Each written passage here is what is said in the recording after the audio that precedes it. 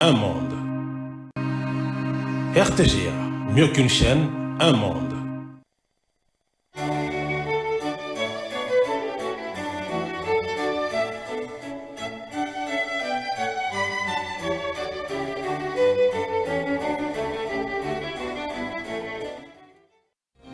Ce journal vous est offert par Tango Protection.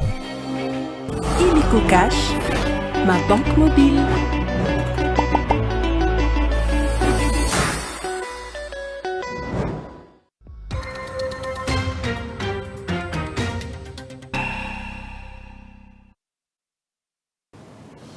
Vous nous suivez en direct depuis Kinshasa. Bienvenue, Madame, Messieurs, à ces 19h, consacré à l'actualité. Voici sans plus tarder le grand titre au sommaire de ces journaux.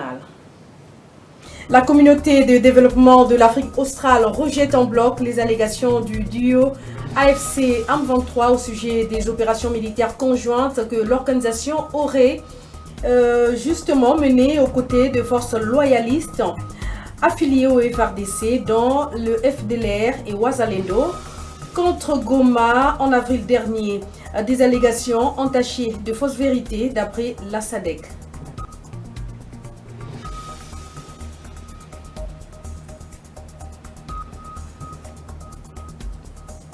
Pendant ces temps, l'on signale une nouvelle attaque orchestrée ce lundi en Ituri par les miliciens de CRP Zaïre, aussi alliés au M23. Ces derniers ont attaqué la position militaire de la force navale à Gobou, en territoire de Djougou. Une dizaine de miliciens se sont vus neutralisés et dépouillés des armes. L'UNICEF signale une augmentation des violences sexuelles à l'encontre des enfants enregistrées à l'est de la RDC. Ces enfants sont utilisés comme armes de guerre. 10 000 cas de viols et violences sexuelles recensés dans la période comprise entre janvier et février au pays. On en parle dans ce journal. Voilà tout pour les titres au sommaire de cette grande édition d'information qui s'ouvre. Merci de nous rejoindre une fois de plus sur la RTGAO dans un communiqué publié ce lundi à la communauté de développement de l'Afrique australe SADC refute fermement les allégations de l'Alliance Fleuve Congo et le mouvement du M23 selon lesquels sa mission à RDC a mené des opérations militaires conjointes aux côtés des FARDC, FDLR et Ouazalendo contre la ville de Goma le 11 avril dernier. La SAMIDC n'a participé à aucune opération conjointe, contrairement à ce qui a été affirmé. Ces affirmations sont à la fois inexactes et trompeuses, indique le même communiqué. La SADC qui réaffirme son engagement envers les accords conclus lors de la réunion consultative tenue le 28 mars 2025 à Goma entre la SADC et les dirigeants du M23, souligne que conformément aux directives du sommet des chefs d'État et de gouvernement de la SADC, la SAMI-DRC met actuellement en œuvre un retrait structuré et coordonné de la RDC. En Ituri, les miliciens de CRP Zaïre, alliés toujours du M23, ont attaqué eux aussi la position militaire de la force navale à Gobou ce lundi 14 avril 2025 dans le groupement Losandrema, chefferie de Bahema au nord du territoire de Djougou. Au bord du lac Albert et selon le porte-parole de l'armée en Ituri, une dizaine de miliciens ont été neutralisés et 4 armes de type AK-47 récupérées par l'armée loyaliste lors de ces affrontements qui ont fait un militaire tomber et 3 autres blessés. Lieutenant Jules Ngongo, porte-parole de FARDC en Ituri, est au micro de Julie Sekouye-Palmer, notre co-permanente dans la région. Ils ont attaqué l'une de nos positions à Jou. Nous sommes au bord du lac Albert. Lors de ces échanges avec ces alliés du M23, les forces armées ont neutralisé plusieurs miliciens et les armes type AK-47 récupérées, vous allez le voir. Et en ces moments, nous avons perdu un élément de forces armées Sikombe lors de ces combats et 3 autres blessés. Cette énième attaque de Thomas Lubanga et ses alliés du M23 ont juste l'intention de déstabiliser la province de l'Ituri et surtout empêcher toutes les initiatives de paix en cette période de l'état de siège où nous avons d'ailleurs salué l'annonce de Sa Majesté chef Kawa Pangamandro de son retour dans la ville de Bunia en province de l'Ituri pour participer aux efforts de la paix et leur intention est d'empêcher ces retours patriotiques de ses compatriotes dans la province de l'Ituri. Étant donné que ces mouvements cherchent toujours à déstabiliser la province de l'Ituri à travers le lac Albert, nous lançons un message fort à Thomas Lubanga et ses alliés du M23. Notre riposte sera impitoyable et nous allons le faire comme nous l'avons fait à Kasseni, à Tchomia et à Nyamamba. Pour le moment, les forces armées poursuivent ces hors-la-loi et nous allons tout faire pour le mettre hors d'état de nuire et permettre à la population de vaguer librement à leurs occupations. Au nom du gouverneur militaire et commandant des opérations, lieutenant-général Luboyankan Chamadjouni, nous demandons à toute la population de continuer à dénoncer ces renégats. Ensuite, nous encourageons les éléments de forces armées engagés dans les opérations Tolérance Zéro au bord du lac Albert, de les poursuivre jusqu'à le mettre hors d'état de nuire. Pour le moment, la situation est calme. Nous appelons la population à soutenir son armée. Sachez aussi que les jeunes Congolais volontaires engagés à servir sous le drapeau sont arrivés depuis le 14 avril au centre d'instruction de Kamina. Le vice-premier ministre en charge de la défense nationale, Gu Kabombo Mwadianvita, a mis tout en œuvre pour assurer un voyage dans des conditions requises à ses compatriotes déterminés à défendre la patrie. Souzy Kibira Omari nous fait le point à ce sujet. À la suite de l'appel du chef de l'État, Félix Antoine Tshisekedi Tshilombo, à la jeunesse de rejoindre les forces armées de la République démocratique du Congo, Maître Guy Kabombo Mwadianvita avait effectué une itinérance dans les différentes provinces du Congo démocratique afin d'obtenir une réponse favorable auprès des jeunes quant à ceux. C'est avec fierté qu'il s'est impliqué personnellement pour offrir un voyage digne de ce rang aux jeunes volontaires motivés à servir sous le drapeau qui ont embarqué le 13 avril 2025 pour leur formation militaire au centre d'instruction de Kamina.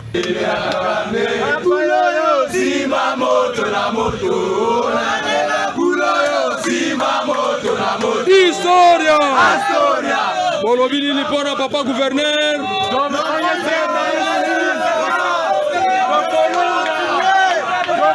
Sous le regardant du patron de la défense nationale, ces jeunes vont renforcer leurs capacités opérationnelles. Pour rappel, le ministère de la Défense nationale a pour mission principale la formation, l'équipement et le casernement. Bonne chance et bon voyage. Merci. Parlons à présent de ces face-à-face ce lundi 14 avril 2025 dans l'amphithéâtre de l'Université de Lubumbashi entre la ministre de l'Enseignement supérieur et universitaire, le professeur Marie-Thérèse Sombo et les étudiants de cet alma mater ainsi que le corps professoral de l'ESU du Haut-Katanga. Et cette conférence d'éveil patriotique qui a eu pour but de mobiliser toutes les forces vives derrière les FARDC et les Wazalendo pour les soutenir dans la défense pour l'intégrité territoriale. Pour y parvenir, Marie-Thérèse Sombo propose la bonne cohabitation ainsi que la préservation de l'unité nationale. Je l'annonçais en titre, l'Organisation des Nations Unies pour l'enfance alerte sur les violences sexuelles à l'encontre des enfants dans l'est de la République démocratique du Congo. Utilisés comme armes de guerre, les enfants constituent près de la moitié des victimes, dont 10 000 cas de viol et violences sexuelles ont été recensés au mois de janvier et février dans le pays. Un chiffre effroyable à mettre dans le contexte de l'offensive menée depuis le début de l'année par les rebelles du M23 avec le soutien du Rwanda contre le gouvernement de Kinshasa dans les provinces du Nord et du Sud Kivu. Le récit dans ses commentaires de Megu Kabimbo. Dans une communication officielle, l'UNICEF fait savoir que les violences faites aux enfants est chiffré à près de moitié de victimes de 10 000. Le cas de viols et violences sexuelles ont été recensés au mois de janvier et février dans le pays. Situation à placer dans le contexte de l'offensive menée depuis le début de l'année par le rebelle du M23 avec le soutien du Rwanda contre le gouvernement de Kinshasa dans les provinces du Nord et Sud Kivu. James Elder, porte-parole de l'Organisation des Nations Unies pour l'enfance, qu'il a fait savoir lors d'une conférence de presse à Genève, il a révélé qu'au cours des 2 premiers mois de l'année, un enfant a été violé toutes les demi-heures en RDC.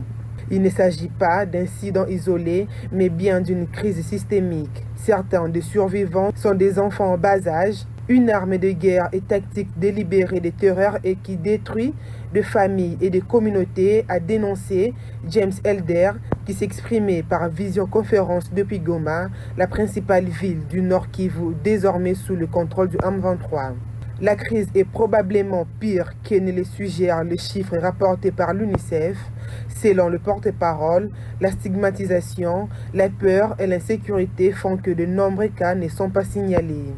Face à l'ampleur de violences sexuelles en RDC, James Elder a souligné l'urgence d'une intervention de la communauté internationale. À quoi devrait ressembler cette action? Nous avons besoin d'efforts de prévention supplémentaires, de services centrés sur le survivant et de moyens sûrs et accessibles pour que ces derniers puissent signaler les abus sans crainte, a-t-il expliqué. Les survivants doivent sentir que le monde les soutient au lieu de les ignorer et les auteurs doivent être traduits en justice. Cette situation désastreuse est exacerbée par une baisse de l'aide à destination du pays où l'accès des survivants à des soins médicaux, un soutien psychologique et une assistance juridique est gravement entravé par le coupe budgétaire. Si le déficit de financement n'est pas rapidement comblé, l'UNICEF estime que 250 000 enfants seront entièrement privés des services essentiels pour leur protection au cours des 12 prochaines semaines seulement. Le Conseil provincial de la jeunesse a lancé à Kananga une campagne sur la tolérance et la paix post-électorale avec l'appui de l'ONU Femmes sous la direction de la structure Femmes Main dans la Main pour le développement intégral. Cette campagne concerne les jeunes des milieux estudiantins, taxi-moto et autres plateformes des jeunes. Ceci dans le seul but de lutter farouchement contre les violences sexuelles et celles basées sur le genre. Solène Toumba-Moufika est notre permanent sur place dans la région. Pourquoi on est fait? C'est pour qu'il y ait développement dans notre province. Cette campagne financée par l'ONU Femmes et exécutée par la structure Femmes Main dans la Main pour le développement intégral est lancée en faveur de jeunes réunis au sein du Conseil provincial de la jeunesse afin de lutter contre les violences sexuelles et celles basées sur le genre et préserver les acquis pendant cette période post-électorale. Roger Kabangou, président du Conseil provincial de la jeunesse, dans son discours, parle d'un pas franchi vers un avenir meilleur des jeunes de sa province. Aujourd'hui, nous faisons un pas fort et symbolique vers un avenir différent et fait des collaborations, de vigilance, d'actions concrètes pour prévenir ces violences et favoriser la paix. Ces projets, qui s'étalent sur une période de 3 mois, doivent contribuer efficacement dans la recherche des solutions idoines qui permettront de barrer route aux VBG et conflits dans le milieu estudiantin, indique Nathalie Kambala-Loussé, directrice pays de FMMDI. Nous sommes dans le cadre des activités de prévention des violences électorales, une activité qui est appuyée par ONU Femmes avec le financement du PBF. Alors FMDI, dans ses prérogatives, devait travailler avec le Conseil provincial de femmes dans le cadre des initiatives que les femmes vont choisir. Alors nous avons compris que la période électorale est presque à sa fin et qu'il fallait qu'on puisse commencer à redynamiser d'autres idées pour prévenir les actes de violence dans toutes ses formes, donc les violences basées sur le genre ainsi que les violences sexuelles et aussi les violences électorales. Au terme de plusieurs exposés, une forte équipe de task force composée de différentes structures de jeunes a été montée sur place pour cette cause.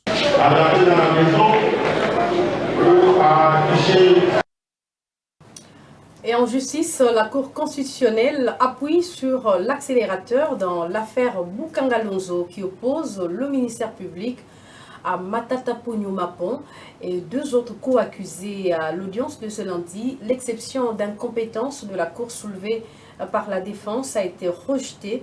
Dieudonné Kamouleta, président de la Cour constitutionnelle, a poursuivi l'instruction sans désemparer et préoccupé d'avoir la confirmation du décaissement par le Trésor public d'une enveloppe de 204 millions en faveur de la société Africom pour la gestion du parc Boukangalonzo tel qu'allégué par le ministère public. Et la prochaine audience fixée au 23 avril prochain sera consacrée à la poursuite de l'examen de l'affaire. Parlons maintenant de la décision prise par le chef de l'État, Félix-Antoine Tshisekedi, lors du dernier Conseil des ministres, interdisant la suspension des mandataires publics et vivement saluée par les forces vives du pays. Fidèle Kiangi, président de l'INAP, estime que cette mesure mettra de l'ordre au sein des entreprises du portefeuille de l'État. Les détails dans ce reportage signé André Ikomar. Cette décision du chef de l'État prise lors du dernier conseil des ministres a été vivement saluée par le chevronné de l'administration publique. L'interdiction de suspendre les mandataires publics sans que le gouvernement et le président de la République ne soient informés est vivement accueilli par Fidèle Kiangi, président de l'INAP, qui pense que ceci va mettre de l'ordre au sein des entreprises du portefeuille de l'État. Les travailleurs congolais des entreprises publiques, tout comme les agents et fonctionnaires de l'État, manquent les mains pour applaudir les chefs de l'État. En fait, c'est une décision qui sort les mandataires de tout banditisme de leur tutelle, qui consistait à les suspendre même quand il n'y a rien. Nous devons dire merci au chef de l'État. Parce qu'il est anormal que lui nomme quelqu'un, vous le suspendez sans lui avoir préalablement informé. Et sans son avis, ce n'est pas normal. Donc nous encourageons, nous acceptons cette décision-là, nous remercions les chefs de l'État pour cette initiative. Nous n'avons rien à dire. Ça ne peut qu'être applaudi, cette décision-là. Nous n'encourageons pas les mandataires. Nous n'applaudissons pas les méfaits que les mandataires causent dans les entreprises, mais nous disons, par respect, parallélisme des formes oblige. Les chefs de l'État nomment. Toi, tu veux suspendre la décision du chef de l'État, mais informez-les. Du côté politique, c'est aussi un sujet de joie. Abordant dans le même sens, Maître Kondo, cadre de l'UDPS Tshisekedi, lui pense que cette décision permettra de mettre fin au désordre qui règne au sein de l'appareil du portefeuille de l'État. La décision interdisant la suspension de mandataires publics vise à mettre fin aux tensions suscitées par certaines procédures disciplinaires et préserver un climat de stabilité au sein de structures étatiques. Le syndicat des médecins de la République démocratique du Congo, SIMECO, vient de réitérer son engagement de travailler pour la promotion du secteur de la santé aux côtés du gouvernement de la République. Les membres de ces syndicats l'ont dit haut et fort à l'issue de leur premier congrès tenu à Kinshasa. Outre l'élection de son bureau exécutif national et de son conseil des sages, les assises de ce congrès ont permis aux blouses blanches, aux membres du SIMECO, de produire un document contenant plusieurs résolutions qui ont été soumises au vice-premier ministre de la fonction publique. Un reportage signé David Fidel Luzolo Kubanza. Après 3 jours d'intenses travaux, les médecins membres du syndicat des médecins de la République démocratique du Congo ont posé les bases pour une nouvelle marche de leur structure 13 ans après son existence et durant les 4 années à venir. Pour piloter cette politique, Le bureau exécutif national avec le secrétaire général Juvenal Mwandanlenda a été voté à l'unanimité, à part le secrétaire général adjoint en charge de l'administration et finances, Dr Ouai, qui a quitté le bureau exécutif national pour le conseil des sages. Hormis Dr Mwanda, Dr Major Likunde a été élu secrétaire général adjoint en charge du secteur public, Dr Jean-Marie Katoulondi comme secrétaire général adjoint chargé du secteur privé. Les relations extérieures seront assurées par le secrétaire général adjoint Dr Serge Kembo et enfin Dr Sylvie Isiamouka prend les commandes de l'administration et des finances comme secrétaire général adjoint. Outre le bureau exécutif national, le comité dirigeant du Conseil des sages a été voté par les participants au premier congrès du SIMECO. Le numéro 1 de ces syndicats a appelé les uns et les autres à se sentir co-responsables de toutes les actions planifiées par cette structure. L'unité ne se construit pas seulement par des règlements, des décisions, mais encore par des décisions d'autorité. Mais d'abord et avant tout autour des valeurs communes réaffirmées et des défis communs identifiés. L'unité, avant d'être un choix, est donc une nécessité pour notre syndicat. Outre les élections au bureau exécutif national et au conseil des sages, le congrès du SIMECO a accouché de plusieurs résolutions qui ont été remises au secrétaire général de la fonction publique représentant les vice-premiers ministres Jean-Pierre Liao.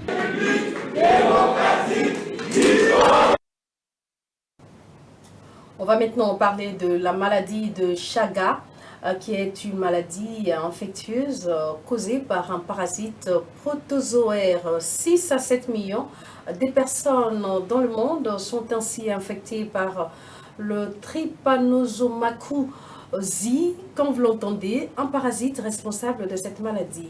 L'humanité est donc appelée le 14 avril de chaque année, dédié à la sensibilisation de cette maladie qui impose un traitement spécifique selon ce que nous dit Suzuki Biromari dans ses commentaires que je vous convie. L'humanité est sensibilisée de chaque année sur la maladie de Chaga infectieuse causée par un parasite présent dans les matières fécales d'insectes de la sous-famille de Triatominae. Le diagnostic et le traitement de la maladie de Chaga se fait habituellement par sérologie, test d'amplification des acides nucléiques ou recherche des parasites émis. La maladie de Chaga est une infection parasitaire négligée. Elle est transmise par cet insecte hématophage et sévit principalement sur le continent américain où plus de 100 millions de personnes sont exposées.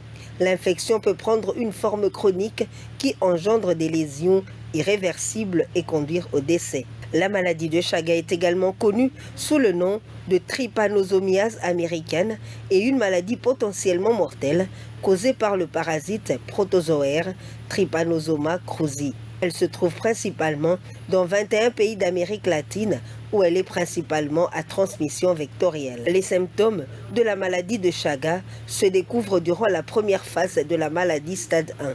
Les parasites présents dans le sang et la lymphe provoquent de multiples symptômes peu spécifiques qui rendent difficile l'établissement du diagnostic. Fièvre, maux de tête, fatigue, inflammation des ganglions lymphatiques. Il est communément admis que le Plasmodium falciparum est plus mortel de tous. Il s'agit du pire de 5 plasmodes responsables du paludisme. Si ce sont bien les moustiques qui transmettent le paludisme, ces derniers ne sont pas en fait que des hôtes parmi d'autres aux yeux des falciparum. Pour éviter la maladie de Chaga, il faut se protéger, se faire vacciner, se laver les mains. Le traitement de la maladie de Chaga repose sur le Nifurtimox ou le benzidazole. Cependant, les médicaments antiparasitaires ne modifient pas l'évolution de la maladie cardiaque ou intestinale qui s'est développée. Comme de tradition, chaque lundi, s'est tenue au ministère de la Santé, Hygiène et Prévoyance sociale la réunion de coordination stratégique dédiée au suivi de l'épidémie de Mpox. Cette séance de travail a également permis de faire le point sur d'autres urgences majeures, notamment les inondations qui ont frappé plusieurs provinces du pays ainsi que des incidents signalés dans la province du Nord Kivu. Reportage.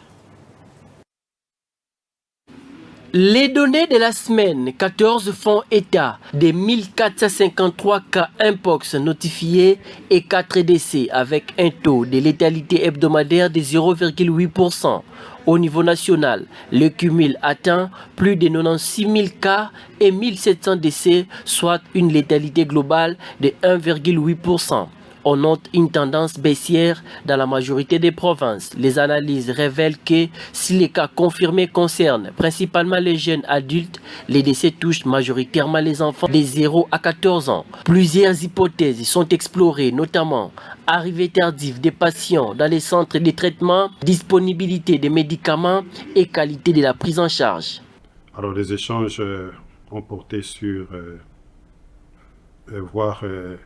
approfondir les causes des décès, parce qu'on voulait simplement pour voir la situation parmi les décès. Et là, les analyses ont montré que les décès, les cas confirmés pour l'ensemble du pays touchaient plus les jeunes adultes, la majorité des cas, tandis que les décès, c'était plus chez les enfants de 0 à 14 ans qui étaient plus touchés par les cas de décès. Donc on a essayé de comprendre avec les analyses pourquoi ces décès, c'est plus parmi les enfants de moins de 14 ans. Et on a trouvé que c'est parmi les types de contacts parce que ils ont des contacts plus rapprochés. Cette réunion hebdomadaire note également que 11 zones de santé de la ville de Kinshasa ont été affectées par ces inondations. Plus de 5000 sinistrés, 70 décès et 1700 blessés recensés. Des sites d'hébergement et de prise en charge ont été mis en place au stade Tata Raphaël, au stade des Martyrs et école Lumumba. Face au débordement du stade de Martyrs, un plan de désengorgement est en cours vers les stades municipaux de Bandalungwa.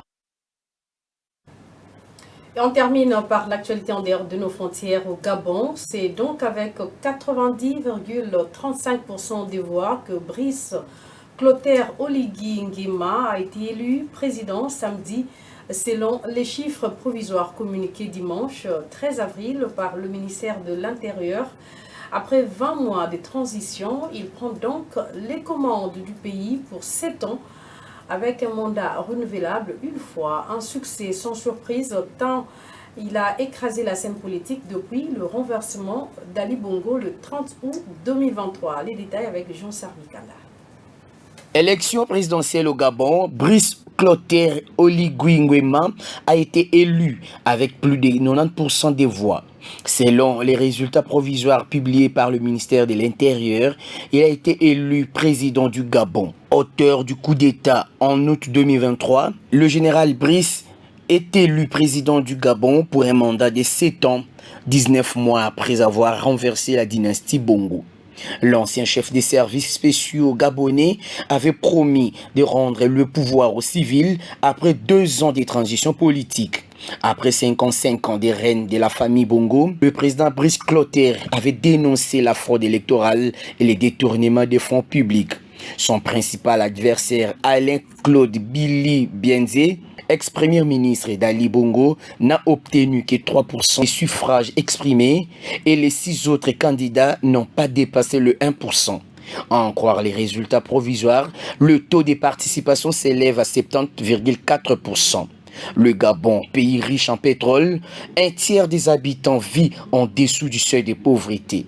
Une victoire saluée par le ministre congolais de l'intégration régionale Didier Mazenga Mukanzu en lui souhaitant un fructueux mandat à la tête de la République gabonaise. Ce journal s'est vidé de son contenu, l'essentiel à retenir. La communauté de développement de l'Afrique australe rejette en bloc les allégations du duo AFC et M23 au sujet des opérations militaires conjointes que l'organisation aurait menées aux côtés des forces loyalistes affiliées au FRDC, dont le FTLR et Ouazalendo, contre Goma en avril dernier. Des allégations entachées des fausses vérités d'après la SADC.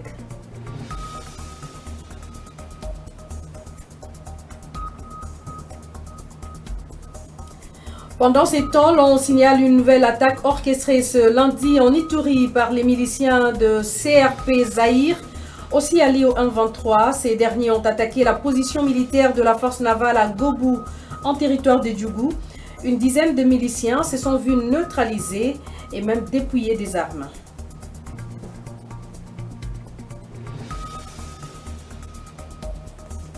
Enfin, l'UNICEF signale une augmentation des cas de violences sexuelles à l'encontre des enfants enregistrés à l'est de la RDC.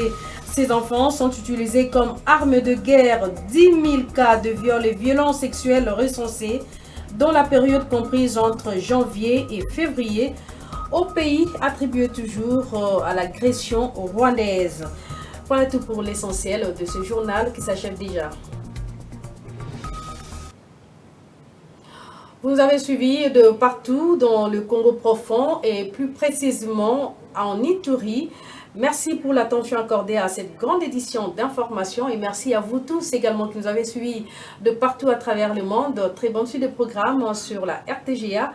Ne manquez pas de nous rejoindre sur YouTube, groupel'avenir.org. À très vite.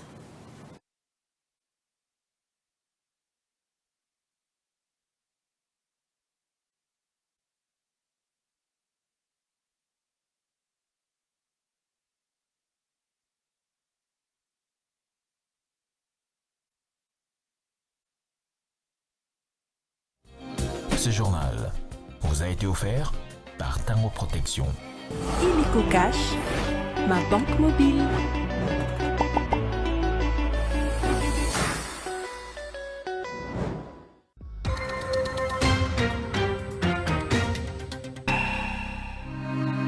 RTGA, mieux qu'une chaîne, un monde. RTGA.